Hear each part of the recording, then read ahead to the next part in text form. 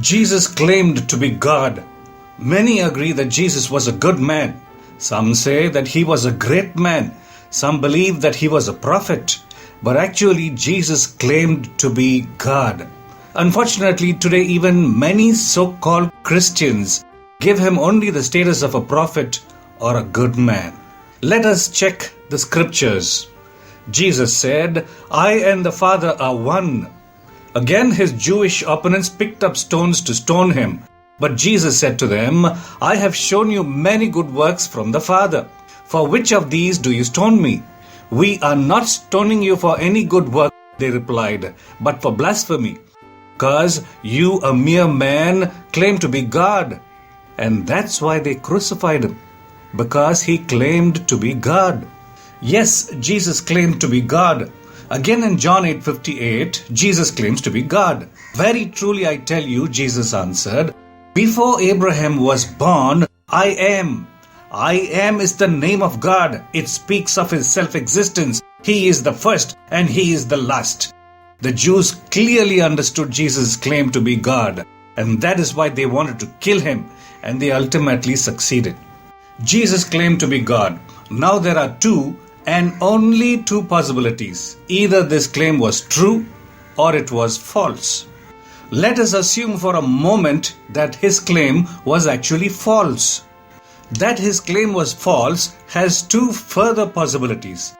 Jesus knew that he was making a false claim, or Jesus did not know that he was making a false claim. Let us focus on the possibility that his claim was actually false and that he did not know that his claim was false.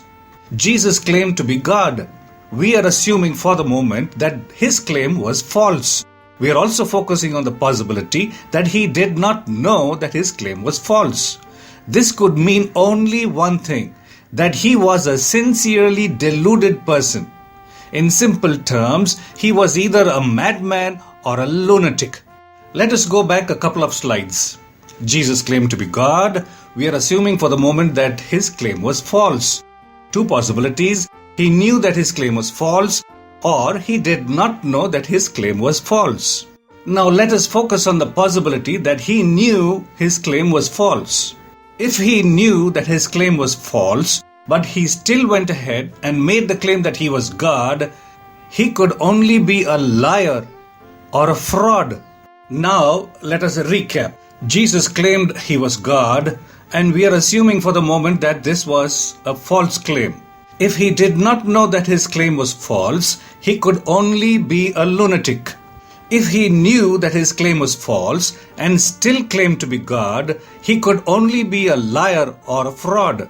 Now let us get back to the two possibilities, that his claim was true or his claim was false. Let us now for a moment assume that his claim was indeed true. If Jesus' claim that he was God was true, then he must be Lord, God of gods, the Lord of lords, the Alpha and the Omega, the beginning and the ending, the great I am. Now let us put all these together. If Jesus' claims were false, he could only be a lunatic or a liar. On the other hand, if his claim was true, he is then God indeed. You will notice that there is no way that Jesus can be just a prophet or just a good man or a great man. There are only three options for you. He was a lunatic, he was a liar, or he was Lord. Now if his claim is true, then he indeed is Lord. You have two possibilities again. You can either accept him as Lord and worship him, or you can reject him. Sorry, only two possibilities. Not a prophet, not a good man, not a great man. Let us put it all back together. C.S. Lewis says, you can shut him up for a fool, you can spit at him, you can kill him as a demon, or you can fall at his feet and call him your Lord and your God. But let us not come up with some patronizing nonsense about his being a great human teacher. He has not left that open to us. He did not intend to. That's right. He is Lord. If you do not accept that, you are calling him a lunatic or a liar. Sadly, my dear friend, there is no other possibility.